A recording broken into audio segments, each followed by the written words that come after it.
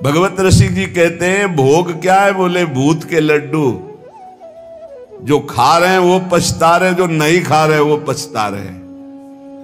ये जो भोग रहे हैं उनके हृदय से पूछो, रात दिन उसी के चिंतन में जल रहे हैं, श्वासें नष्ट कर रहे हैं, आज तक तृप्ति नहीं, अब ये भोग लूं, इसको भोग लूं, उसको। भगवान बचावे ऐसा नाशवान खेल, ऐसा घृणित खेल, ऐसा धिक्कार युक्त खेल की दिव्य परमानंद से विमुख कर देता है। जीव को सोच ही नहीं रह जाती कि मुझे भगवत प्राप्ति करनी है। अंत में कोई सत्य वस्तु तो हाथ नहीं लगी तो पछताना ही रहता है। जो नहीं भोगता है वो जब भोगी पुरुषों को देखता है तो लगता है बड़ा सुख है इनके। भगवान आजकल तो और ही कृपा किए हुए हैं, बहुत ही कृपा किए हुए हैं।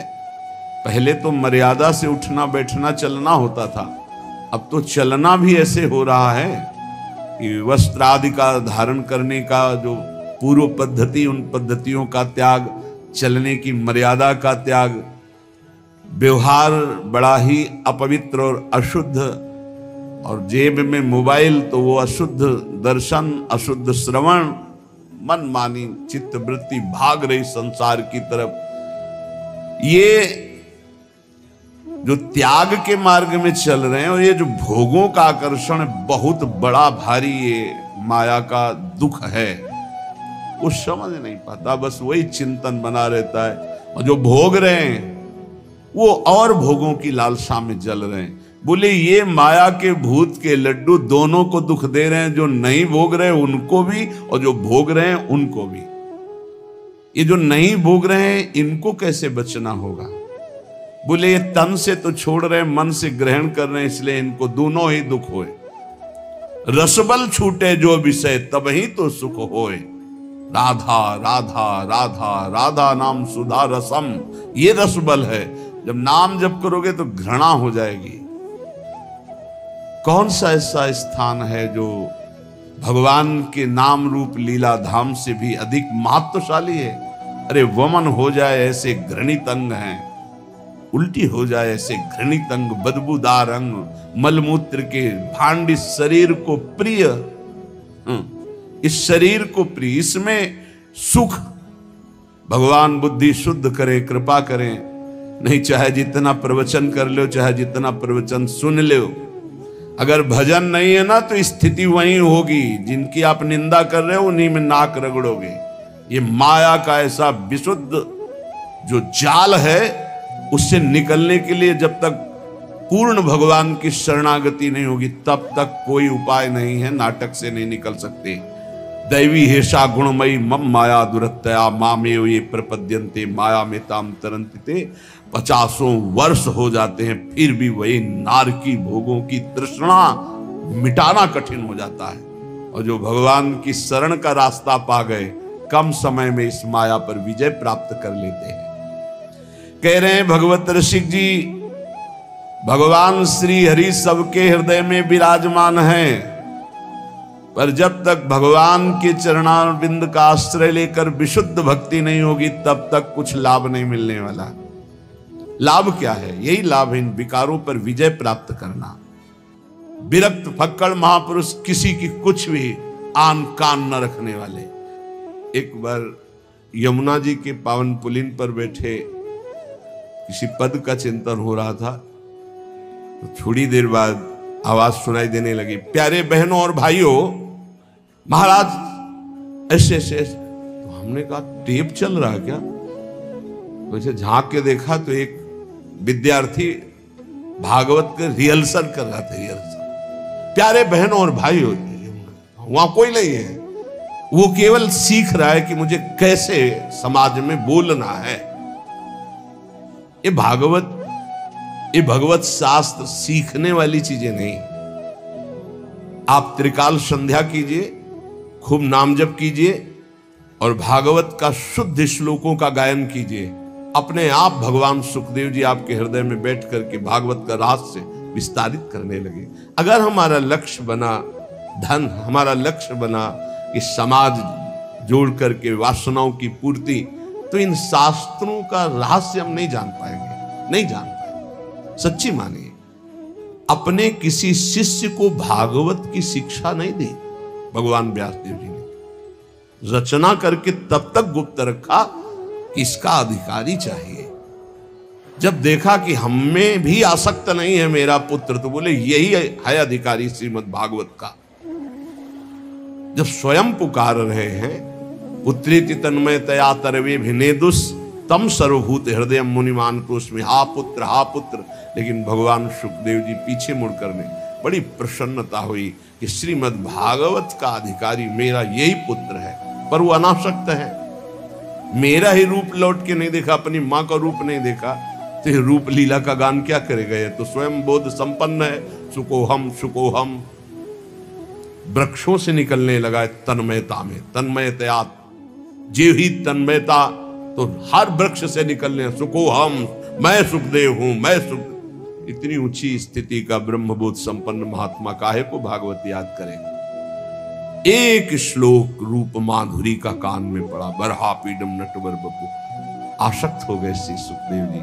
ऐसे श्री कृष्णचंद्र जी की रूप माधुरी गान करके, और पक्का श्रीमद् भागवत में इतनी सामर्थ्य है, हृदय से कह रहा हूं कि सांगो पांग पद्धति से एक बार सप्ताह की श्लोक कान में पड़ जाए 18,000, तो महापापी भी परम पद का अधिकारी हो जाएगा। इसका प्रमाण धुंधकारी स्वयं उसी में है कि धुंधकारी 7 दिन बिना कुछ खाए पिए 18,000 श्लोक श्रवण करता, मनन करता है, तो विमान आता है और बैठ करके चला जाता है, और कोई साधन नहीं, केवल 7 दिन भागवत सुनने मात्र से भगवत प्राप्ति। तो ये नहीं कि सब भागवत केवल धन के लिए ही करते हैं या मान प्रति, नहीं। भूरिदा जना भगवत यश गान करने वाले जगत बंदनी होते हैं, जो रामकृष्ण हरि की चर्चा करके जगत को निष्पात करते हैं। संत जन मुद मंगल में संत समाजू, जो जग जंगम तीर्थ राजू। ये चलते फिरते तीर्थ हैं, तीर्थराज प्रयाग हैं, तीर्थी कुर्वंत तीर्थानि, ये जहां चरण रख दे वहां तीर्थ बन जाए। लेकिन ये उनके लिए है जो भगवत चिंतन में निरंतर डूबे हुए, एकमात्र जगत मंगल के लिए उनका वचन निकलता है, उनके चरण चलते हैं जगत मंगल के लिए। यहां जो निषेध किया जा रहा है उनको, जो नाटकबाजी के लिए भेष धारण करते हैं, पाखंड करते हैं, रुपया पैसा के लिए केवल दंभ करते हैं, उनके लिए उनकी खिंचाई कर रहे हैं भगवत ऋषि की। कोई भी हो, जो महापुरुष संत जन होते हैं उनको किसी की परवाह नहीं होती। सत्य का वर्णन और सत्य का श्रवण वही कर सकता है जो सत्य में चल सकता है, अन्यथा नहीं। कह रहे हैं विद्या का, रूप का, बड़प्पन का, कुल का, धन का, यौवन का अभिमान जिसके अंदर है, ये बड़े बड़े कांटे हैं। बड़ी सुकोमल भक्ति महारानी उसके हृदय में कदम नहीं रखती। एक भी कोई अहंकार हो तो भक्ति नहीं रखती, फिर 6 अहंकार हो तो भक्ति कहां से जागृत हो जाएगी? विद्या का, मैं विद्वान हूं, भक्ति नहीं आएगी। मैं बड़ा रूपवान हूं, भक्ति नहीं आएगी। बड़ा धनवान, यौवन, बड़ा जवान, बलवान, सटकंटक देखे जहां रहे न भक्ति निदान, भक्ति महारानी वहां आ ही नहीं सकती।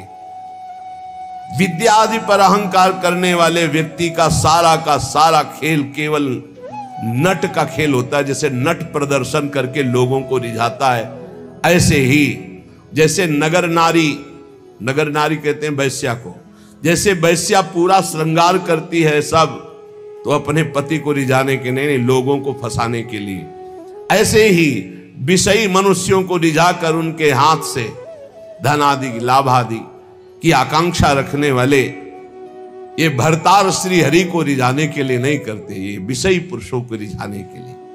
भगवत रसिक जी कहते हैं ऐसों को कभी श्री हरि की भक्ति प्राप्त नहीं हो सकती। इन सब का अहंकार त्याग करके जो भगवान की शरण में होकर के जगत मंगल के लिए नाम गुण लीला रूप का गायन करता है, वो महान विशुद्ध भक्त होता है। बोले सच्चे सदगुरु का शब्द जो है वो मंत्र के समान काम करता है। एक भी शब्द कान में पड़ गया तो परिवर्तन होगा ही होगा। जैसे स्वाति का, वर्षा का बूंद चातक पीता है ना, तो जीवन बन जाता है। और जब सीप में पड़ता है ना तो वही बूंद मोती बन जाता है, और जब केला में पड़ता है ना तो वही कपूर बन जाता है, और जब सांप के मुख में पड़ता है तो भयंकर विष बन जाता है, वही उसकी विष की वृद्धि करता है। सदगुरु के शब्द तो एक ही हैं पर अधिकारानुसार अलग अलग। अब जब ऐसे लोगों के कान में शब्द पड़ेंगे तो विष की तरह लगेंगे। अपने को बहुत बड़ा समझता है, दूसरों को ऐसे ऐसे। और अगर दैन्य भाव से तो जो कुछ कमियां सब निकाल करके हम अपने को भगवत मार्ग का सच्चा पथिक बनाएं, इसलिए इन संतों का उपदेश है। इसलिए कह रहे एक ही बूंद है, वही सीपी में पड़ा तो मोती बन गया, केले पे पड़ा तो कपूर बन गया, चातक की चोंच में आ गया तो जीवन बन गया उसका, क्योंकि वो उसी से अपनी प्यास बुझाता है। सांप के मुंह में चला गया तो विष बन गया।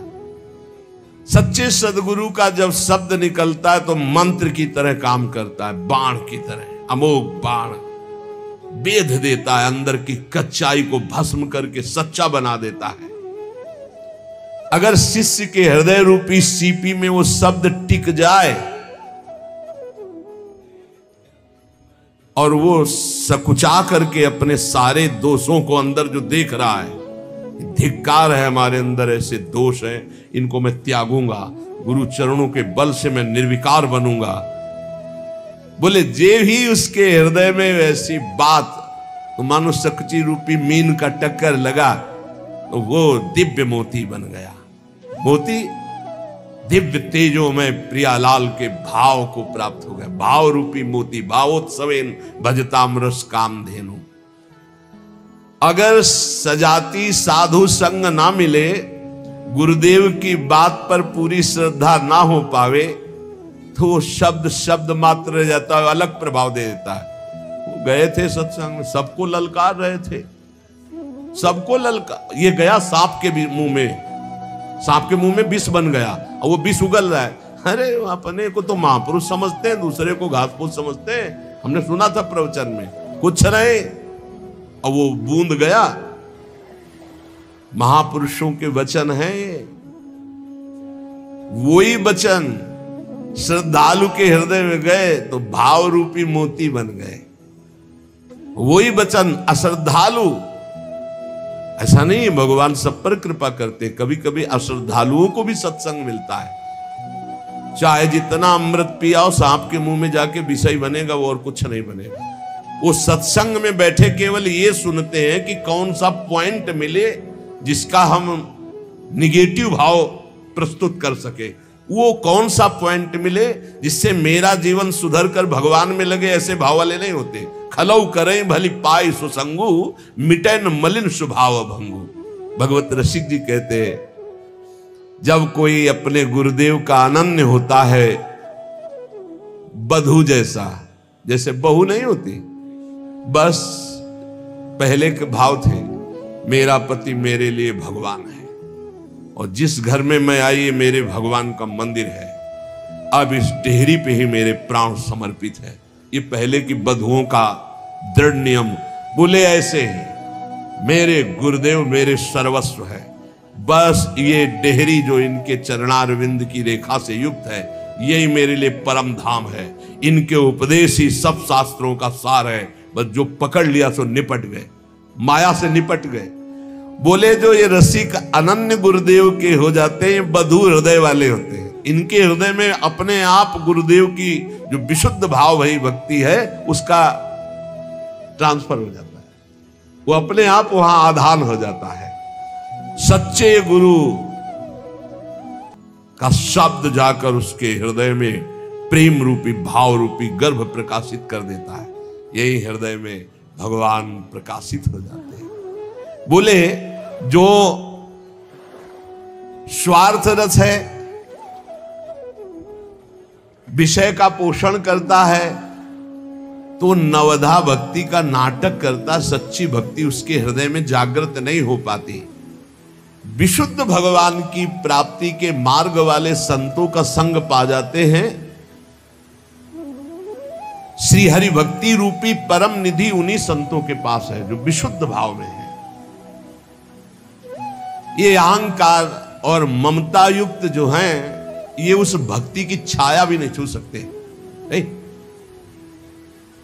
मेरी पत्नी, मेरा पुत्र, मेरा परिवार, भगवत ऋषि की बात है। जहां मैं और मेरी का पोषण हो रहा है, थोड़े कड़वे शब्द हैं नीम जैसे, पर नीम बहुत रोगों का नाश करने वाली होती है। सही मानिए, ये जितने शब्द हैं अमृत से भरे हुए हैं, सबके मंगल के लिए है। बस सुधर जाए, बात मान के बुरा ना माने इन महापुरुषों की बातों को कि ऐसे कैसे कह रहे हैं, ऐसे ऐसे कह रहे हैं। ईमानदारी से ठाकुर जी को साक्षी करके अपने हृदय में देखो तो तुम्हें पता लगेगा कैसे कह रहे हैं। भगवान को साक्षी करके देखो, अगर बुरा कह रहे हो तो बताना, सच्चाई से देखो। और सच्चाई तो लाखों कोस दूर है, तो देखे कैसे। हम अपने को बहुत सुंदर मानते हैं, लेकिन असलियत दर्पण के सामने पता चलेगी। जब शीशा लगा के देखे तब लगेगा अब कितने सुंदर हैं। ये संत वचन शीशा की तरह हैं, इनको सामने रखो, फिर देखो, तौलो अपने कि आपका स्वरूप क्या है, आपका भाव क्या है, आपकी स्थिति क्या है, आपके गुण क्या है, आपकी महिमा क्या है, तब आपको पता चलेगा। ये श्री हरि भक्ति रूपी परम निधि उन्हीं संतों के संग से मिलती है जो वास्तविक भगवान के प्रेम में मगन है, जहां अहंकार नहीं और ममता नहीं। संत किसी वेश विशेष को नहीं कहते, संत स्थिति को कहते। ध्यान रखना, स्थिति क्या? उदार चरितानाम वसुधैव कुटुंबकम। पूरा विश्व मेरा परिवार, मैं पूरे विश्व का, पूरा विश्व मेरा परिवार, ये संत का है, परिवार है।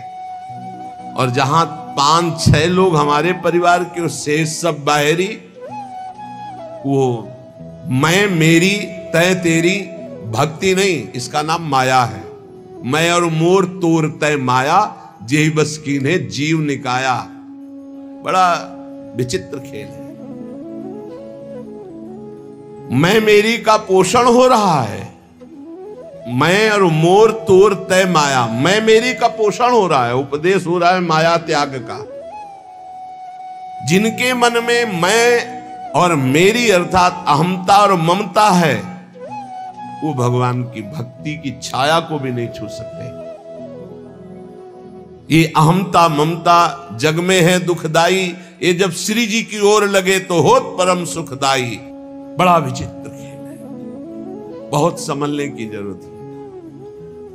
ये जीवन हमारा व्यर्थ न जाए, इसलिए सावधान। ऐसे रसिक भक्त इस चराचर जगत में सबको अपना मानते हैं, सबको अपना मानते हैं। जो मैं मेरी का त्याग किए हुए विशुद्ध भक्ति में है, उनकी पहचान है, वो सबको अपना मानते। पूरा विश्व हमारा है। आपको ध्यान होगा, पीछे वर्णन हुआ था कि संसार का उलझा हुआ सूत, तो आप ये समझ लो कि 100 ग्राम है, और संप्रदाय का उलझा हुआ सूत्र एक मन है। उलझा हुआ सूत्र एक मन उलझा हुआ। माया को सुलझाने के लिए तो बहुत बढ़िया सूत्र हैं, अगर सच्चे संत मिल गए तो बहुत जल्दी सुलझ जाएगा ये। लेकिन ये जो भक्ति संबंधी लेकर हम बैठ जाता है संप्रदायवाद की, ऐसी मेड़ बैठ जाती है कि दूसरे के प्रति घृणा, नफरत, ईर्ष्या, कभी संप्रदायवाद की मेड़ को नहीं स्वीकार करना चाहिए। पक्की आचार्य हमारे, गुरुदेव हमारे, उपासना इष्ट देव की बस खुल्लम खुल्ला पूरे जगत में अपने इष्ट देव का भाव और खूब नाम वाणी का गुणगान और आचार्य निष्ठा, बस इसके आगे नहीं। जिसको ये बात समझ में आ गई वो कभी कहीं नहीं फंसता है, नहीं तो ऐसे उलझ जाते हैं, तुम्हें कैसे बताएं। हम ये बताना चाहते हैं कि यदि मेड़ के अंदर रहे तो समुद्र का अवगाहन नहीं कर पाओगे। हम जिन महापुरुषों के प्रेरणा भाव से आगे बढ़ते हुए आए, उनकी यही प्रेरणा रही, कभी किसी मेड़ में मत बंधना। तो कभी किसी मेड़ में नहीं बंधे। यहां पूजन होता पूरे विश्व के महात्माओं का, और सबका होगा, जो बचे हैं ना, जहां जहां तक प्रेरणा होगी सबका होगा। हर संप्रदाय, हर धर्म, हर सब हमारे इष्ट के हैं। जड़ चैतन्य सब इष्टमय है। हमको किसी का इस बात का सपोर्ट की जरूरत नहीं कि ऐसा करोगे तो तुम हमारे नहीं, हम तुम्हारे बनने कभी नहीं आए थे। और बड़ी कृपा रहे कि बचपन से निकले हो, बहुत ही वैसे स्वभाव रहा है, जंगली, कुछ नहीं, किसी के सपोर्ट की जरूरत नहीं।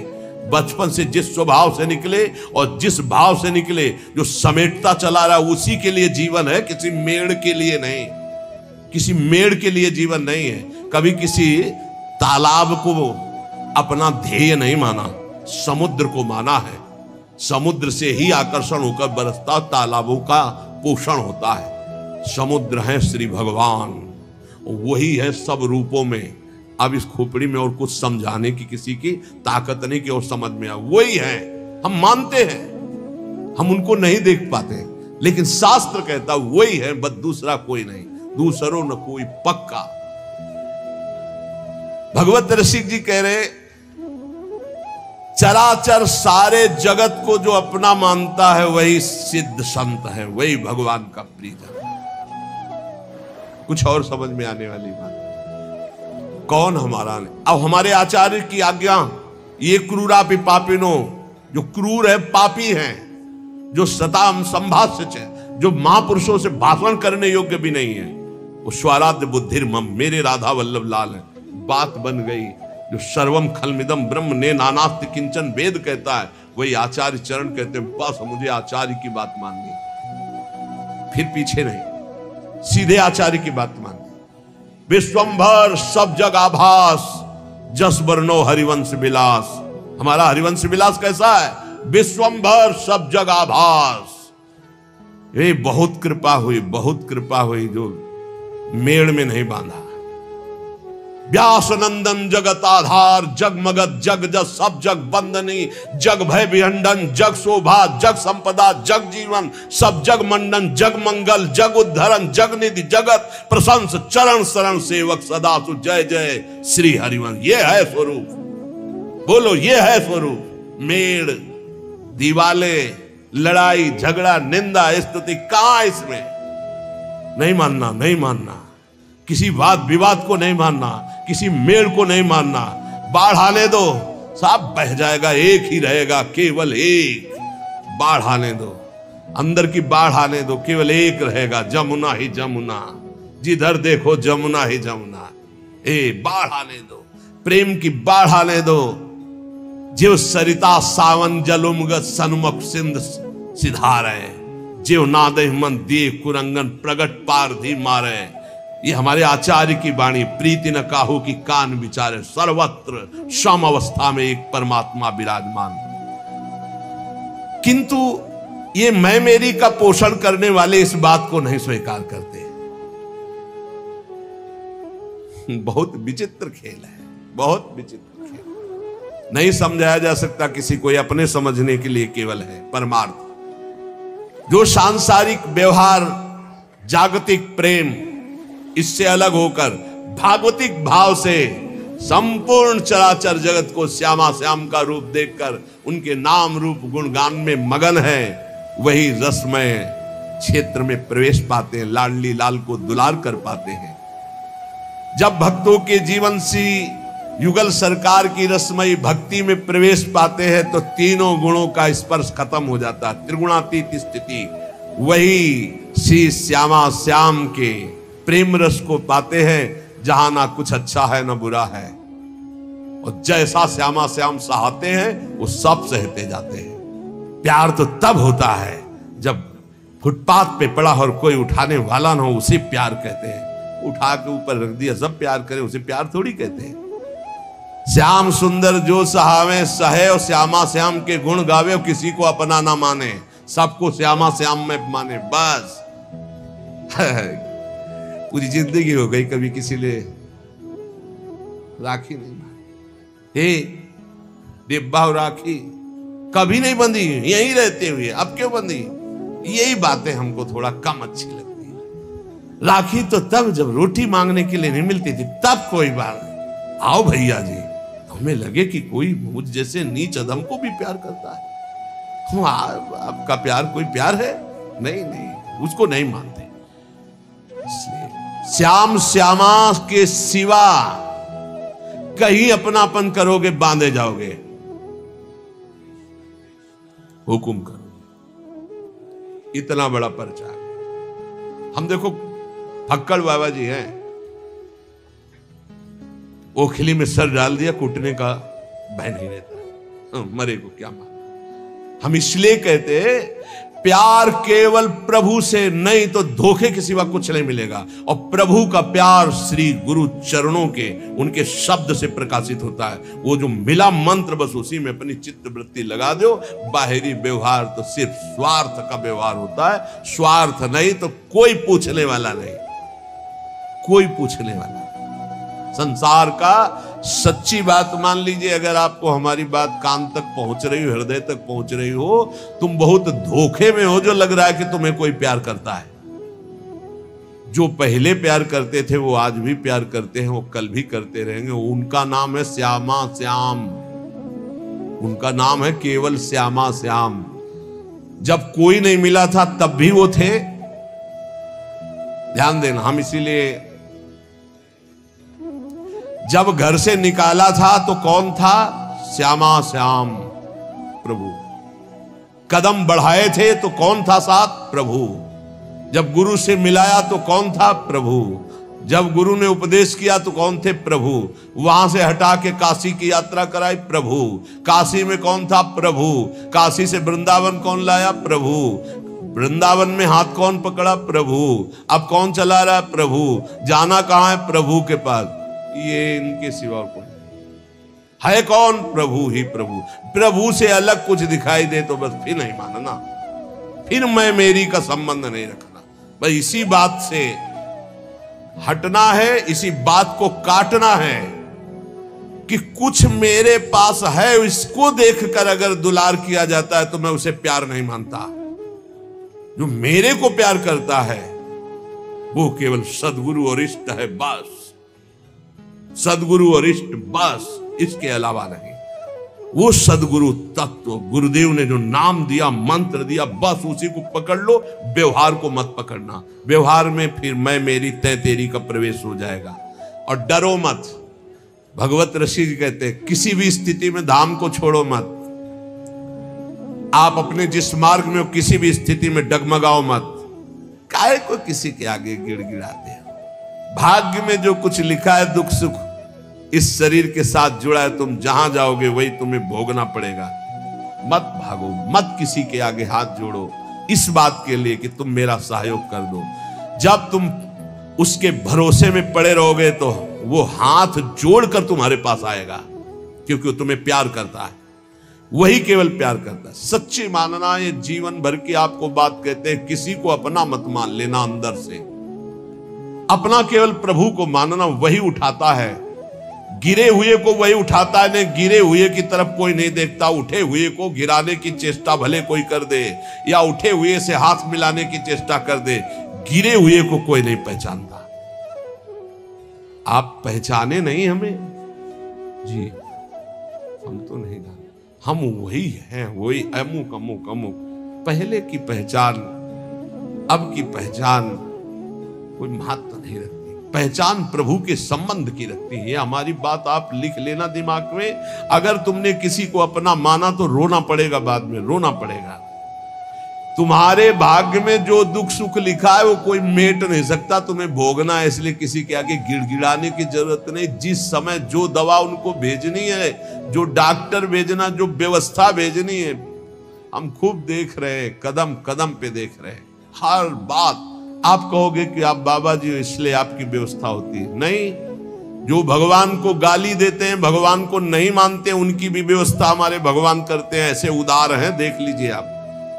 भजन करे तब तो क्या बात है, भजन ना जो कर रहे हैं उनकी भी व्यवस्था भगवान कर रहे हैं। आप देख लो ना।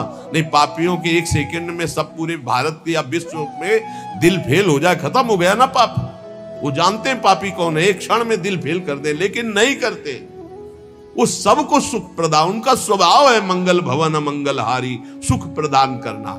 किसके आगे तुम गिड़गिड़ाओगे? यहाँ कौन है? सब अपने दुख में दुखी है। तुम्हारा कौन सहयोग करेगा? प्रभु। चल चला चल राह में अनुभूतियों का ले सहारा, कौन तेरा साथ देगा व्यर्थ में किसको पुकारा। किसकी तरफ देख रहा है व्यर्थ में? तेरी अनुभूतियां, तेरे ऊपर कितनी बार कृपा प्रभु ने की, तुझे याद है? जो कछु लिखे ललाट दुख सुख देह संग भुगते गो जा जाएगो, मत भाग। नाम धाम लीला रूप को मत छोड़, भोगना पड़ेगा जो कर्मों का भोग शरीर में लिखा हुआ है। या सिद्धांत अभंग, इसे कोई टाल नहीं सकता। बड़े बड़े सिद्धों को भी शरीर भोग भोगना पड़ता है जो प्रारब्ध में है। इसलिए तजत क्यों धीरज प्राणी, धैर्य मत छोड़। भक्ति मार्ग को ऐसा मत समझ कि जब से भक्ति में आए बड़ी प्रतिकूलता शुरू हो गई। वृंदावन परिहरे प्रिया प्रीतम राजधानी, ये प्रिया प्रीतम का निज महल है। अगर कहीं तुम्हें यहां वास मिल गया तो मत छोड़ना। चाहे जितना कष्ट मिले, चाहे जितनी परेशानी हो, सह जाओ तो समस्त परेशानियों से मुक्त कर देंगे प्रिया प्रीतम। यहां का एक प्रभाव देखा है, भारी से भारी बुरा प्रारब्ध भी बहुत कम होकर के आता है, बहुत कम हो गई। पक्का समझ लेना, यह अनुभव की बात है। बुरा प्रारब्ध भी आक्रमण करता, बहुत कम होकर आक्रमण करता है। इसलिए भगवत नित्य बिहार श्याम श्यामा को गैल, ये गैल है श्याम श्यामा की। कभी तो गलबैया आके देख लेंगे, मेरे दरवाजे में पड़ा तड़प रहा है, निहाल कर देंगे।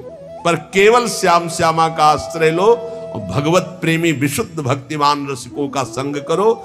नहीं तो आगे जो वर्णन करें, बहुत ही विशुद्ध महात्मा है, वो कहते हैं ना मैं किसी का गुरु ना मैं किसी का चेला, मैं श्यामा श्याम की अनन्यता में हूं, मैं देह मानी गुरु चेला नहीं मानता। बहुत ही विचित्र महाकोटि। जो हमारी श्री जी का सब कुछ विचित्र है, तो श्री जी की सहचरी विचित्र नहीं होगी? बहुत ही विचित्र। सुनो जरा, थोड़ी हिम्मत रख के सुनना। कह रहे हैं प्रेम विहीन नितांत बहिरंग। एक बहुत साध्वी पतिव्रता अपने पति से कह रही है कि कंत जा तो रहे हो संत संग में, सुन लो कैसा संत संग करना। बोली ये प्रेम विहीन नितांत बहिरंग संप्रदायवाद ऐसों का संग मत करना। बोले जैसे अंधे के पीछे अंधा चले तो वो भी गिरेगा ही जाके। बहुत परेशान हो गए थे कि ये नहीं होता, ये नहीं होता। अगर सदगुरु न मिलते तो यही लगता था कि सन्यास की खोपड़ी कैसे रंग में रंग पाएगी। बस सदगुरु का एक कृपा प्रसाद वही हाथ संभाल लिए, नहीं तो सत्य मार्ग प्रदर्शित करने वाला मिलना कठिन है। बोले संप्रदायवाद प्रेम विहीन नितांत बहिरंग ऐसों का कभी संग मत करना। प्रीतम उनके पीछे चलने से, अंधे के पीछे चलने से जैसे अंधा गिरता ही है, दोनों गिरेंगे ऐसे गिरेगा। इसमें लिखा है, हम वो पढ़ रहे हैं, इसलिए कि ये ना हो कि बाबा कह रहे हैं। ऐसे तो संप्रदाय जो बने हैं वो सीधा जीटी रोड है प्रिया प्रीतम के मिलने का। सीधा चलो, ये चलने के लिए है, ये लड़ने के लिए नहीं है। बोले जैसे एक कोई नक कटा हो, अब वो समाज में कैसे करे, तो उसने एक नया रीति बना ली। क्या? बोले अगर इधर इतनी नाक कटवा दे तो ये हमारे, तो बोले इससे क्या होता है, परमात्मा प्रसन्न हो जाता है। तो 5 और नाक कटा लिए तो 6 हो गए नक कटा। 6 को देख के 60 हो गए, 60 को होकर के 120 हो गए, वो बढ़ता चला गया। बोले क्या हुआ? बोले नया पंथ है, नक्षेदन नया पंथ है। वो कह रही प्रीतम ऐसे नक्कटों से बचना जो केवल बाहरी बातों को लेकर के आंतरिक परमार्थ का स्वरूप न समझकर जो सब अपनी नाक कटवा कर नक्कटा बन रहे हैं, ऐसे नक्कटों के पंथ से बचना। स्वामी हमारा मतलब समझ गए ना। ये जो नीरस है, जो संप्रदायवाद के झगड़े हैं, जो शुष्क हैं और जो ठग हैं, ये हैं नक्कटे। इनसे बच करके, सोच समझ करके, इन दुराग्रही लोगों से जो केवल वासना का उल्लू सीधा करने के लिए संग करते हैं, उपदेश करते हैं, ऐसों से बचना, इनके पंथों से बचना। इनके गुरु शिष्य दोनों नरक जाते हैं, दोनों का भला नहीं होता। इसलिए प्रीतम, यदि संत संग करने जा रहे हो तो सुनो, रसास्वादी से करना। जो प्रिया प्रीतम के रस स्वाद में डूबा हो, जिसे सांसारिक त्रिगुण दोषों ने बांध ना रखा हो, सतोगुण रजोगुण तमोगुण, जो गुण दोषों से परे हो, जो केवल जुगल रूप माधुरी में आसक्त हो, जो केवल श्यामा श्याम में निमग्न रहता हो, ऐसे संतों की संगति करना, अंधे और नकटों को त्याग करके, तो तुम्हें भगवत प्राप्ति हो जाएगी। कैसे?